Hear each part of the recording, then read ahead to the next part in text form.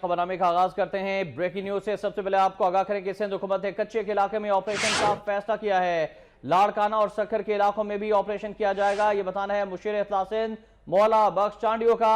उन्होंने बताया कि बगैर हेलमेट वाले मोटरसाइकिल सवारों को गिरफ्तार कर लिया जाएगा। मोटरसाइकिल पर करतब दिखाने वालों को भी गिरफ्तार करेंगे। सिंध में अमन व अमान की सूरत हाल बेहतर हुई है। मौला बख्श चांडियो की जानिब से यह भी बताया गया कि असले की नुमाइश काबिले कबूल नहीं है।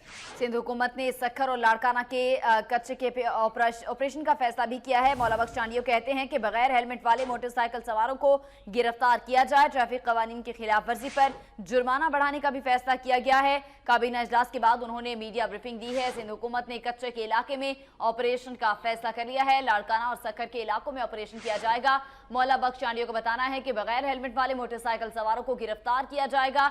उन्होंने ये भी कहा कि मोटरसाइकिल पर करतब दिखाने वालों को भी गिरफ्तार किया जाएगा। सिंध में अमन व अमान की सूरत हाल बेहतर हुई है।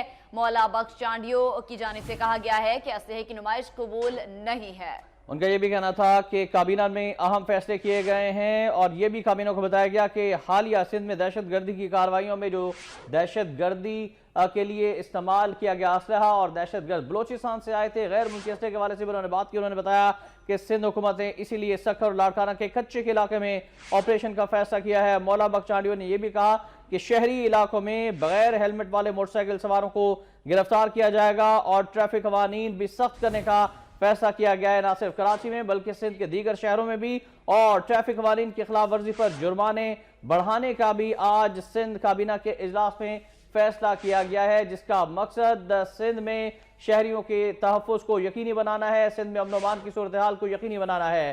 सिंध हुकूमत ने कच्चे के इलाके में जहां पर जराइम पेशा अफराद और डाकू बड़ी तादाद में मौजूद है, उनके खिलाफ अब सिंध हुकूमत ने ऑपरेशन का बड़ा फैसला किया है। लाड़काना और सक्खर में भी ये ऑपरेशन किया जाएगा। इजलास में अमन व अमान की सूरत हाल पर भी बातचीत की गई है।